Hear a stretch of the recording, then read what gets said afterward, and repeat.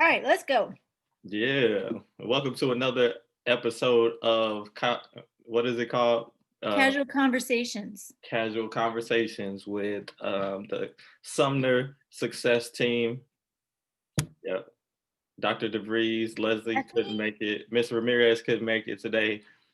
So today's topic is rebounding after a bad grade in a quarter or halfway through a semester, whatever you want to call it. How did you have you ever had a bad grade? No, And you never had a bad grade? that's such a lie. I totally have had lots of bad grades. Yeah. Me too. Not a lot of bad grades, but I remember my bad grades. Mhm. It's frustrating when you get a bad grade and you really have worked hard.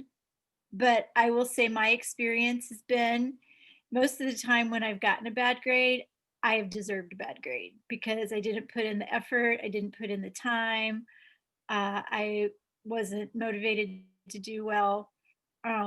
So most of the time when I've gotten a bad grade, it's been like, yeah, you get what you pay for, you get what you put in. So I deserved it.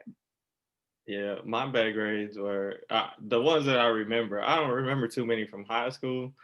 Um, I just graduated with a 3.2, but the bad grades that I do remember is in college. In college, I was like, I had all good grades, and I would get this one D that took my grade down a whole like for the whole semester. I would have like a 3.5 or plus, but that D just brought it down. And but in that class, it was a math class, and we had like 50 problems every night that was due. And shoot, I was busy. And each one of those problems took like 5 to 10 minutes for me at least. And I was like, dude, like I can only do so much. And I ended up getting a D in those classes. And the caveat is that that teacher or that instructor, they only taught one semester. So they were adjunct instructors. And I was like, man, that's why, because they giving all this work for a little math class. I was like, and for my school, I don't know about anybody other schools, but all we needed for classes outside of our major was a D or above. So I was like, I'm cool with a D. Like all of my other grades was good. I was like, I'm cool with a D in that class. Like I'm not retaking it. I just need to get on with my little 4-year plan. Mhm. And I think sometimes you have to prioritize things like that. I think that's really important as a student to think about what's really the most important to you. And so deciding that as long as I'm doing really well in the courses that are really important to me, it's okay to make some decisions to not be perfect in some of my other courses. I think that shows an intellectual way of prioritizing what you need to do for your classes because that can't be 100% of the time.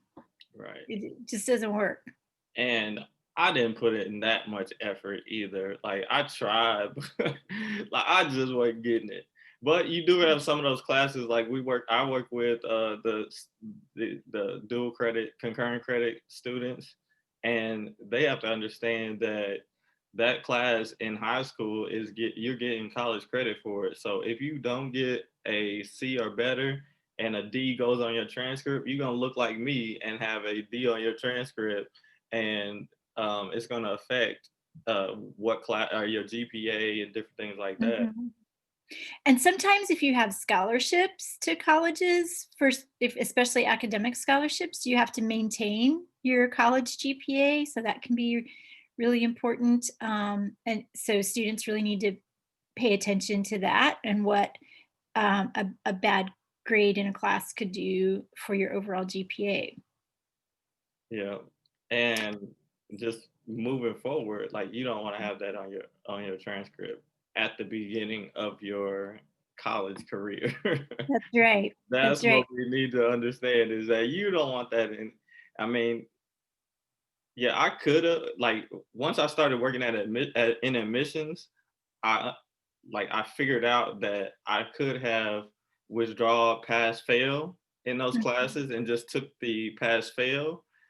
I mhm, mean, I would have passed, but it wouldn't have counted against my GPA. mhm, But I learned that after I graduated. So, mhm, mhm.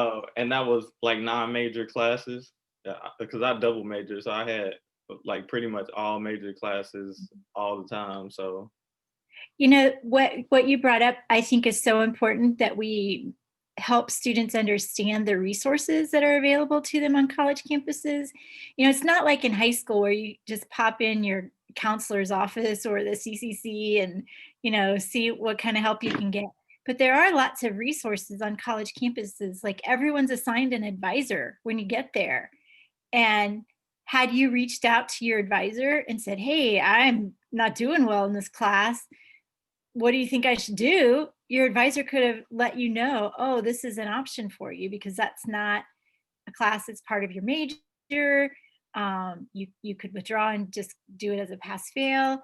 Then that wouldn't have affected your GPA." So I think, when you first enroll in college, you get all of this information thrown at you, and it's like, how can I even process it all?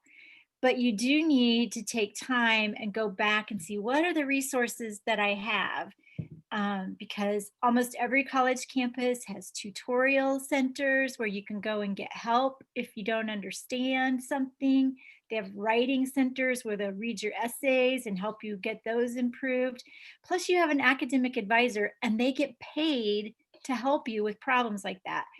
And they can help you with all sorts of things. Like, I can remember when my daughter first went to college, she had an issue with her car, and she was up at Truman State University, and her car wasn't working very well. And she ended up actually going to one of her professors to say, "I don't know what to do. My car won't start, and my parents are 2.5 hours away. Where can I take my car?" And the professor was so nice. Like he just like, "Oh, well, this is a good mechanic. If you call them, they can help you." And so, the adults who are already on campus can help you with all kinds of stuff, especially stuff related to school, but even stuff that's not related to school. So being willing to reach out and talk to people and find out what your resources were. I mean, if that professor didn't know where to take a car, I'm sure he could have said, "I don't know, but I know somebody who can help you with that." So just taking advantage of the resources on campus, I think, are really important for students. yeah, you said a key word, willing. Willingness opens up the possibilities of learning something new and getting to the answer that you need. So we oftentimes are stuck in like our thinking, our own thinking, and like we're only limited by what we already know.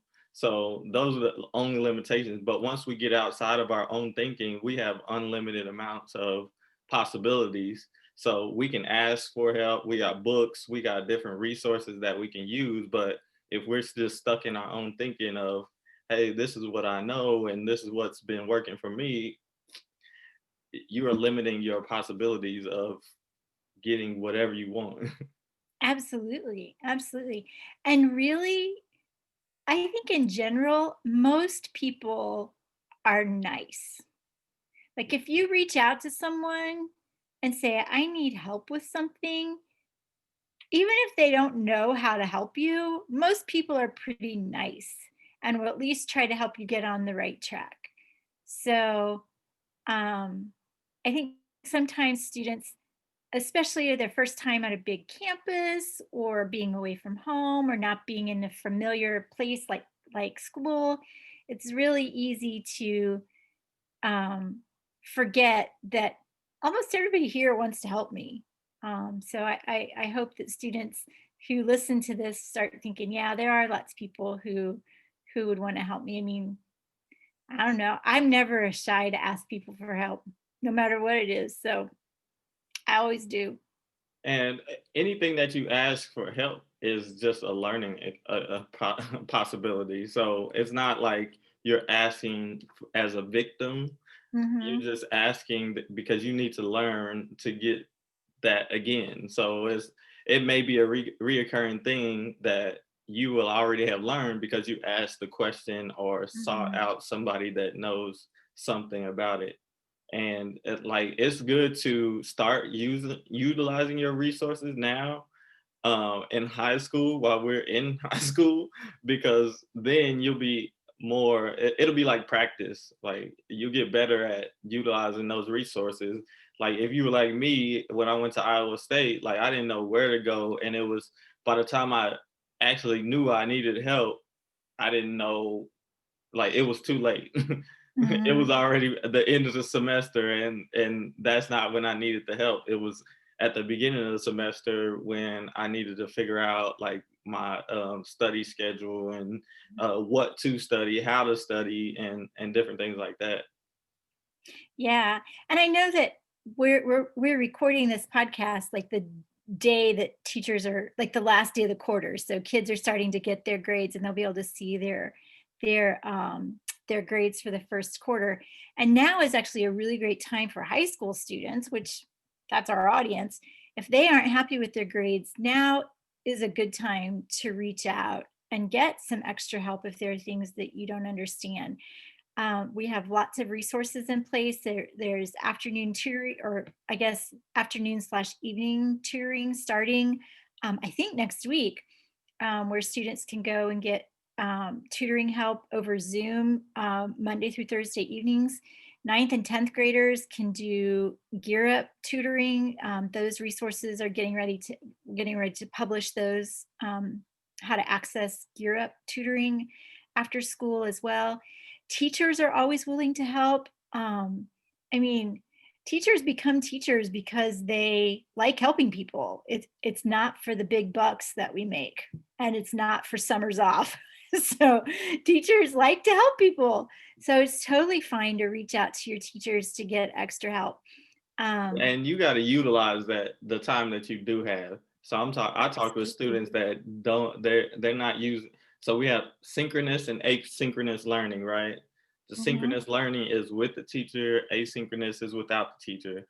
But the asynchronous is the students that are struggling aren't using that time wisely. You have that asynchronous time to actually do something with the class that you're in. What, That's they're on because their I phone? I like to use my asynchronous time to check my social media. Yeah, I mean, that's not what it's for.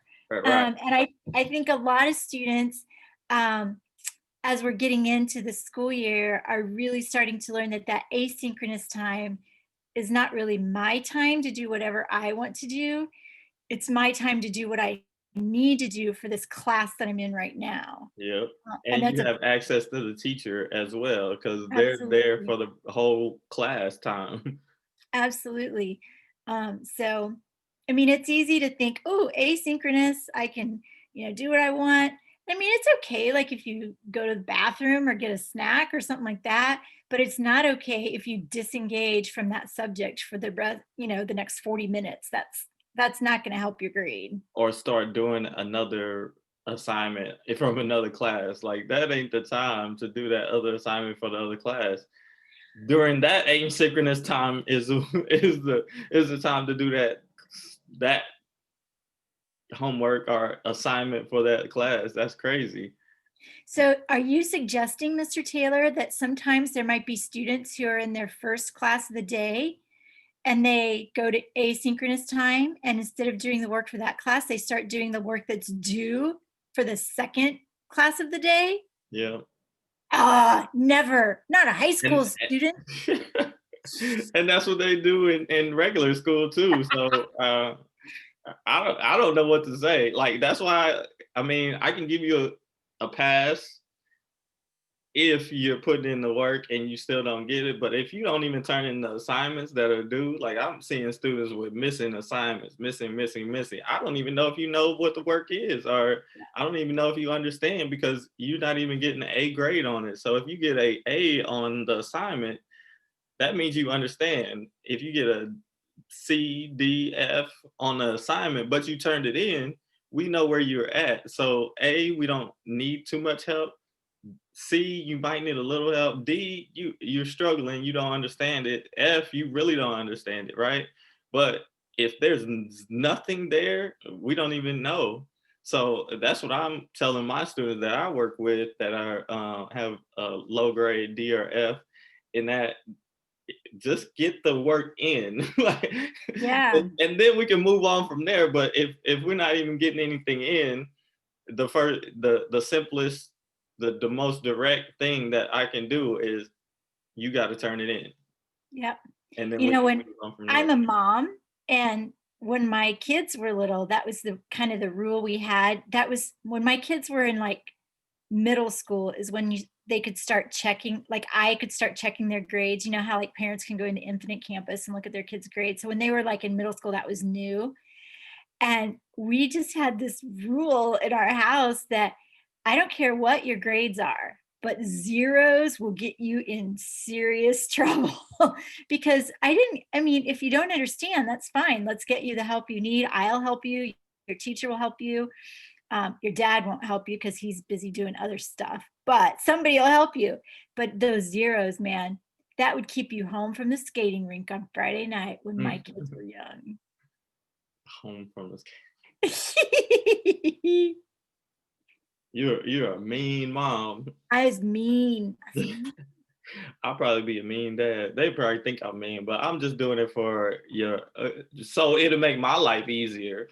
Like I know you at least doing something, then that translate into other parts of your life. Like just focusing during that asynchronous time, which is over here, with the asynchronous time. If you focus on what you need to do, when you need to do it, why you need to do it, you can.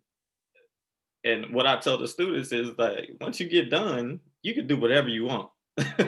You can go take a nap. You could, after you turn in that work, you can go take a nap, whatever. Like you can play on your social media, but you're not focusing during that time. So I need you to just focus and turn it in, and then we'll make adjustments after that. And that's why this conversation is so critical, is because like after the first quarter, you can make adjustments. You know what you did for a whole quarter. Now we can go in and be like, we can take a self-assessment. Yes, it's already on our transcript or whatever, in our grade book or whatever, but that doesn't have to dictate what the semester grade total is going to be. So you have time to fix it right now at the end of this Yeah. first quarter. That's right. I think students also don't always realize that it's not your, like when you apply to college, like by the time you get to to your senior year of high school and it's time to apply to college, the only grades that colleges see are those semester grades. So this quarter grade is on your report card and it'll be on your report card all this year. But when we build your transcript, it's only based on semester grades. So let's say you have a D in your English class right now, and you're like, dude, that's terrible. I'm not going to get to go to college because I have a D in my English class. Actually, the college might never know that you had a D in your English class if you can get that up before the end of the semester, which is in January. So if students will take advantage of this time that we have between now and January to work on getting their grades up, to talking to their teachers, to changing those habits during asynchronous learning time and really putting in the effort, that D that you have today could be a B by January. Mhm. It could be an A by January, depending on what kind of work you have to do and how much you improve. But there's no reason to settle for that D, um, because there's nothing that kids are doing in class that is either too hard for them to do without help or too hard for them to do with help. So if you can do it without help, great. But if you need to get help, do it with help and access that help that you need. And you're so right, Mr. Taylor. Where it's the not doing it at all that causes the problem, and it causes the problem for so many reasons. Not only do you not get the learning, you don't get the grade, but you don't build the foundation that you need, like maybe for the next step, like in math. I mean, everything builds on each other. So if you don't know how to, do multiplication tables, you're really going to struggle uh, doing fractions. So you have to, they all those skills build on each other. And that builds onto your talent stack, ultimate talent stack. And that also, I said it before, is the achievement momentum. Like once you achieve a bunch of things, like you do not want to go back. You understand that feeling of achievement. Like if I do this, I get this, and that stacks on top of each other, and then you just have this momentum that you're carrying. But if you have to stop and go back and finish and turn in this stuff late, that adds on to what? Stress, worry, extra things you got to do, extra time you got to put into focusing, but you didn't use that asynchronous time to get the stuff, as much stuff as you can get done. Because even if you use asynchronous time and you don't get it done, you can still like get a good portion done. Because what is Mhm. it, like 30 minutes, 45 minutes per class that I we're think doing? about 45 minutes. Yeah. So 45 minutes, if you just, hey, I'm just go ahead and bang this stuff out, boom. And then that's a part of, I mean, we are in unprecedented times right now, but that's a transferable skill. So you can use that when we're in school. We can use that when we're in college or in work. Like we want to achieve and keep achieving and getting stuff done, because you know you become a reliable person when you can get stuff done. Yeah.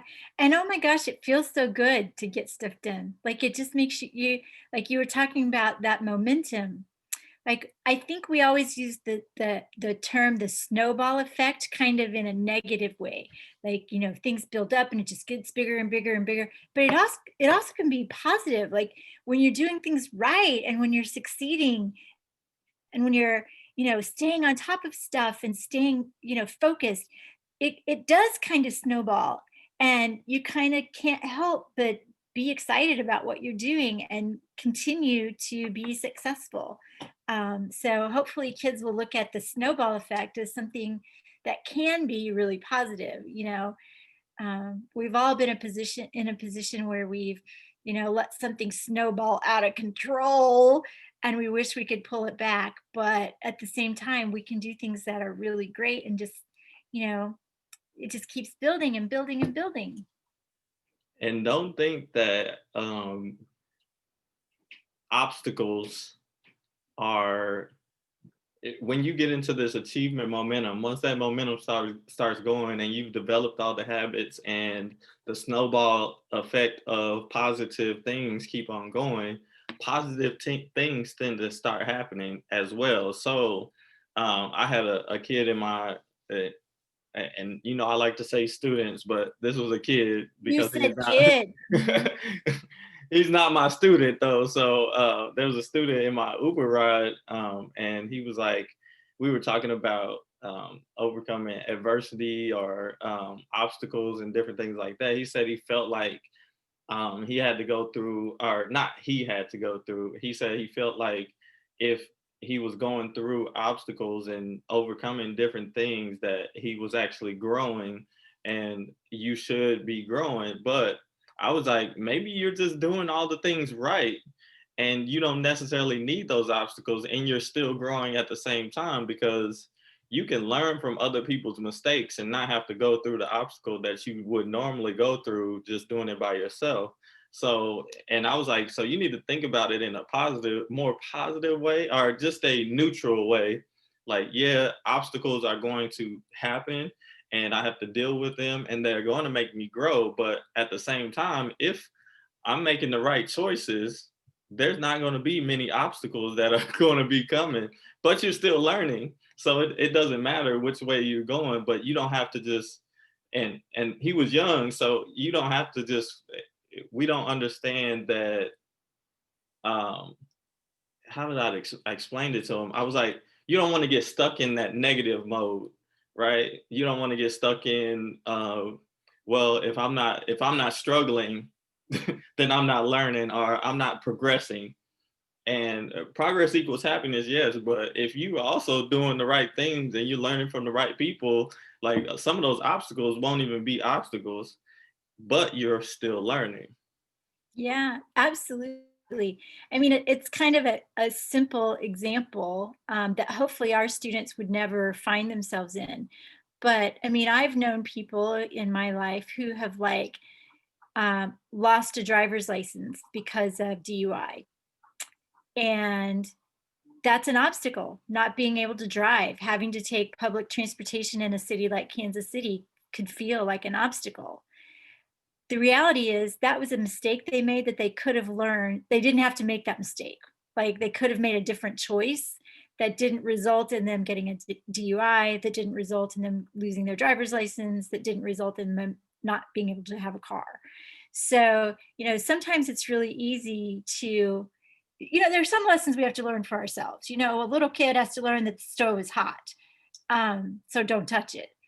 But we can learn from the mistakes of others as well, and we can, we are rational, logical thinkers. I know that, as young We tend to people. think, right? Mhm. We tend to think we're Yeah, yeah, rational. we hope we are. And I know as young people, like our prefrontal lobe is not completely developed until we're just a little bit older. Um, but we all understand cause and effect, and we all understand consequences of our actions. And, as a student, it's really easy to start paying attention to, well, when I do my work, I get C's, B's, and A's. When I don't do my work and I put it off and I either get a zero or I rush, rush, rush, and I get a poor grade, like a D or an F. So we can start putting those cause and effect relationships uh, between our actions and our desired results. And we can start seeing pretty quickly that a lot of the choices that we make put us in a position to have positive outcomes rather than negative outcomes. And just because the rules are lenient doesn't mean that you use the rules and play by the rules. Let me explain that because if you can turn in assignments late without penalty, right?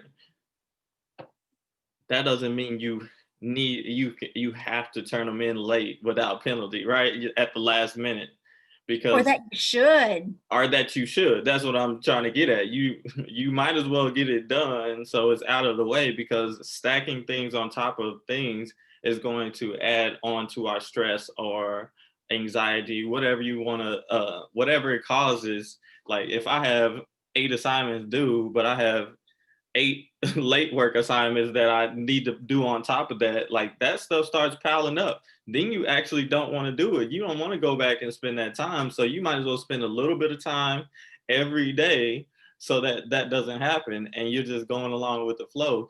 You actually you're shielding yourself from your greatness. Your greatness lies in you executing on time and building upon that. That's that achievement momentum. So you're basically blocking your real greatness because I had a student, she was like, her mom told me that she just likes turning in stuff late because she doesn't like the class. But I'm like, just get it done and get it in, and you can move on to the classes that you like or love or whatever. Yeah, good point. That's something too I noticed that um I am pretty bad about this. I do the easy things first, and the things that I can get done quickly, I sometimes do that first. And sometimes it's really better to approach tasks the opposite way because if you can knock out the harder stuff, um, then then it you then kind of have an easier road towards the end. So that's something that I personally work on myself. And I do let myself do easy things sometimes, but I always try in a week's time, I make myself do things that I find difficult early in the week so that they're done, so that I'm not feeling crunched for time to get them done later in the week. You and I have talked some recently I love most of my job. Like, I love talking to kids, and I love working with my colleagues, and I love helping students apply to college and get their FAFSA done. I love all of that, all of those aspects of my job. What I don't like is keeping track of all the data. And so I have really had to, this week has been so good for me because I have had to just, all right, this is a part of your job that you have to do. So you have to figure out how to do it. And so I've really made that a priority, even though my natural instinct is to, put that off. I'm not going to do it. And I can see already now that we're at Thursday when we're recording this, how much nicer the end of my week is feeling. I don't feel the crunch that I felt like last week. So, um, as a student, I would do that. Like I would always, like I loved English and history, so I would always do that work, and I would put off my science work and my math work. So uh, I should have learned that lesson a little younger. And procrastination it falls into that too. Students procrastinate, but procrastination adds on to the stress, like adds on to the work that we have to do later on. And Absolutely. I forgot that I was supposed to do my emails every day. I think I could skip a few days this week. I think I did it Monday and Tuesday. What's today? But I skipped yesterday. I didn't remember to do my little daily success tips. Oh yeah, your success tips. Yeah, Yeah. I think I did a couple this week, Yeah, but I've seen them. I've seen them. okay. My email wasn't working yesterday, so none of my emails went out yesterday. So I'm gonna use that as an excuse. Y'all don't use that as an excuse, Oh, but please do. I had to get it corrected. Um, but yeah. So any words of wisdom that we can leave the students with today? I do have some words of wisdom because it's about to be winter. So take advantage of every nice day that we have between now and winter. Even if it just means, even if it's cold, enjoy the sunshine. It's so nice looking out the window and seeing the sunshine come in. Um, and what, we talked a little bit about stress and how all of this stuff can make us feel stressful. One of the greatest things you can do for yourself to reduce stress is to be outside and to do something that gets your heart racing. So run around the block or do some jumping jacks or take a walk, or it doesn't even have to be long, but just get outside and enjoy it. It's so beautiful right now, and when I hear the forecast, it's not going to be that way forever. So get outside and enjoy the fall Yeah, and stop procrastinating. and stop Right? procrastinating. Don't wait to get outside. In fact, I'm going to go outside right now. I'm going to walk to Yeah, Sonic. Sonic. Yep, sure am. I need a slush this time. What flavor slush? Blue raspberry. No, cherry. Cherry. Okay. Well, if you would ever come to the office, I'd get you a cherry slushy, but instead, I'm going to get my own. All right. Yeah. See y'all.